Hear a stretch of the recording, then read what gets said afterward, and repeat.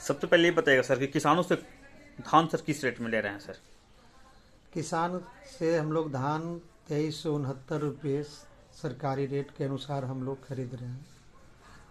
और सर एक और कितना रेट से ले रहे हैं सर? एक और शायद एक जो एक ग्रेड का धान है वो 2389 रुपये क्विंटल है, लेकिन यहाँ पर ज़्यादा लोग साधारण धान 79 सर, 89 है। 89 है। हाँ, जी सर, ये बताइएगा सर, तो क्या किसान को जो रजिस्ट्रेशन होना चाहिए, रजिस्ट्रेशन कौन कौन कागज की जरूरत किसान पड़ता है सर? अगर रैयत किसान है जिसके पास ज़मीन अपना है, रसीद उसका अपना है, वो रैयत किसान से हम लोग रजिस्ट्रेशन का कागज़ लेते हैं, आधार कार्ड, पासबुक, किसान रजिस्ट्रेशन और जो ज़मीन का रसीद है वो रसीद लेते हैं हम लोग रैयत किसान के लिए। और गैर रैयत जो किसान है उसके लिए सरकार के द्वारा जो बना दिया गया है कि किसान सलाहकार हो, वार्ड सदस्य हो, उनको प्रमाणित करके मैंने देना है, उस पर हम लोग गैर रैयत का किसान खरीदारी करते हैं। सर ये बताइएगा सर कि सर गोडाउन कितना एमटी का है सर? मेरे पास गोदाम बहुत सा है। हमारे पास 100 एमटी का भी गोदाम है, 200 एमटी का गोदाम है, 600 एमटी का गोदाम है, 1000 एमटी का भी गोदाम है हमारे पैक्स में। सर ये बताइएगा सर कि क्या खाद मुहैया करवा पा रहे हैं सर, डीएपी यूरिया सर किसानों खाद को हम सर? लोग मुहैया नहीं कराते हैं। खाद हम लोग का भी जो लाइसेंस है, समझे न, हम लोग को बंद कर दिया है। पॉस मशीन जब से हुआ है ना, जी। तो लाइसेंस हमको बंद कर दिया है, लेकिन हम लोग को पैक्स के माध्यम से बिस्कोमान का टनकुप्पा में सेंटर खुलवा दिया गया है, वहीं से इनको खाद किसानों का उपलब्ध सरकारी।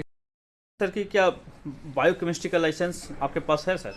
लाइसेंस बायोकेमिस्ट्री का नहीं, लाइसेंस समिति के नाम पर लाइसेंस रहता था, लेकिन जब से पॉस मशीन चला है ना तो जी। बंद कर दिया है। और कुछ ऐसा कमी सर जो किसानों को चाहिए कि सर कि कमी सब बहुत सा कमी है। इस बार खास करके धान अधिप्राप्ति में इतना कठिनाई हो रहा है, इतना परेशानी हो रहा है कि ऐसा आज तक हम 11-12 साल हो गया पैक्स में जीते हुए, कभी मैंने हमको इस तरह का दिक्कत हमको क्या किसी पैक्स को नहीं हुआ था। इस बार सबसे पहले कि सरकार के द्वारा जो गया जिला का लक्ष्य है धान का उपज का जी 9 लाख मैट्रिक टन सरकारी आंकड़ा है कि गया जिला का उपज 9 लाख मैट्रिक टन का उपज है। अब सरकार अधिप्राप्ति के लिए मात्र 1,56,000 मैंने कुछ मैट्रिक टन खरीदने के लिए मैंने टारगेट मिला है।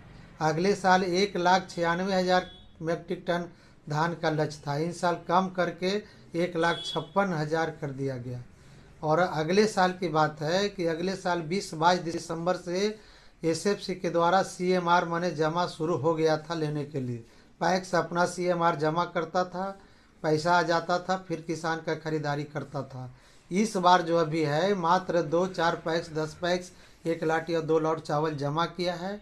बाकी अभी किसी मिल का एफआरके नहीं मिला है, कभी किसी मिल का ही नहीं हो रहा है। अभी तक के एसएफसी के द्वारा किसी पैक्स को 1 रुपया नहीं दिया गया। सर ऐसा बताया जा रहा था सर कि किसानों के सर 24 घंटा के अंदर पैसा उनका तो किसान का जब पैसा रहेगा तब न, किसान का जैसे हम लोग को टारगेट करना, जैसे हमारे ढीवर पैक्स को 3700 क्विंटल खरीदने का टारगेट दिया गया, उसका 40% हमको बैंक से सीसी मिला। वो लोन है, वो हर पैक्स को सीसी लोन मिला। जो किसान आया उस सीसी लोन से हम लोग पेमेंट कर दिए। बाकी किसान के तो पैसे नहीं आ रहा है, न खरीदारी हो रहा है, न पैसा मिल रहा है। जब तक चावल नहीं जमा होता है तब तक पैसा नहीं आएगा। और जो चावल इस बार जमा भी हो गया, अगले साल तो जो चावल जमा हो जाता था माने 72 घंटा में, 48 घंटा में एसएफसी के द्वारा पैसा दे दिया जाता था।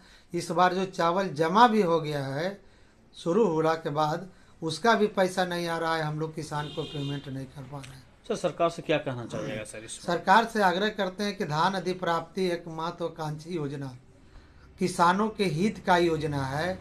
इस पर ध्यान देना चाहिए सरकार को कि किसान को अधिक से अधिक धान खरीदारी हो, समय पर पैसा पेमेंट हो, और पैक्स भी जो चावल जमा करता है उसको एसएफसी के द्वारा पैसा मिलेगा, तभी न आगे किसान का पेमेंट किया जाएगा। अभी तक वो नहीं हो रहा है। चलिए सर एक और अपना परिचय बता दीजिएगा सर। मैं कपिल देव यादव, ढीवर पैक्स अध्यक्ष, सब व्यापार मंडल, टनकुप्पा अध्यक्ष। चलिए धन्यवाद सर।